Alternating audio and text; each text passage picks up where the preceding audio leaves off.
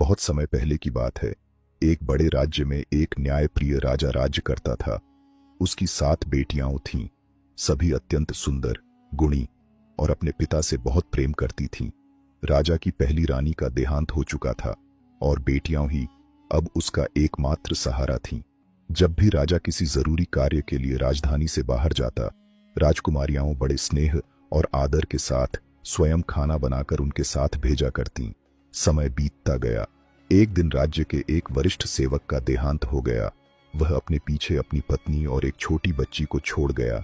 विधवा, जो अब अकेली और असहाय हो चुकी थी, रोज महल के पास आकर आग मांगने लगी।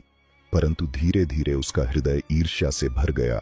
वह राजकुमारियों की प्रसन्नता और सुख देखकर जलने लगी। एक दिन जब राजकुमारियां वे अपने पिता के लिए भोजन तैयार कर रही थीं, वह चुपके से आई और सभी की नजरें चुराकर भोजन में राख मिलाने लगी। यह उसकी आदत बन चुकी थी। हर बार वह ऐसा ही करती और राजा का भोजन खराब हो जाता। राजा यह देखकर हैरान था कि हर बार भोजन में कुछ गड़बड़ी होती है, जबकि उसकी बेटियां हमेशा प्रेम और सफाई से खाना बनाती थीं।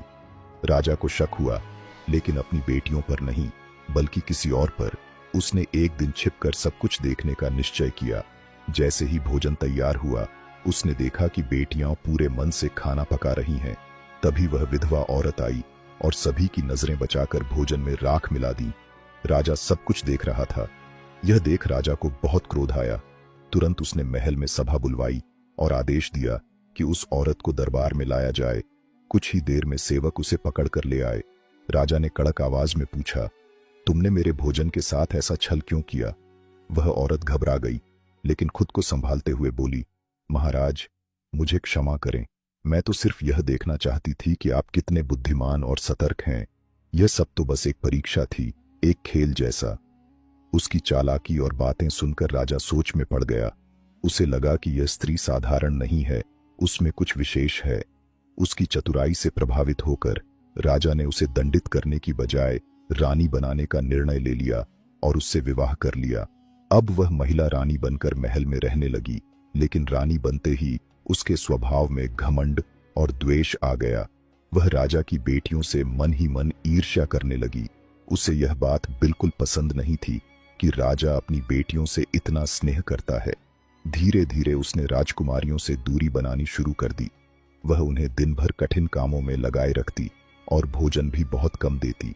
राजकुमारियां पहले तो चुप रहीं, लेकिन जैसे जैसे दिन बीतते गए, वे भीतर से टूटने लगीं। 7 बहनें महल के बाहर जाकर अपनी स्वर्गवासी मां की समाधि पर बैठकर रोने लगीं।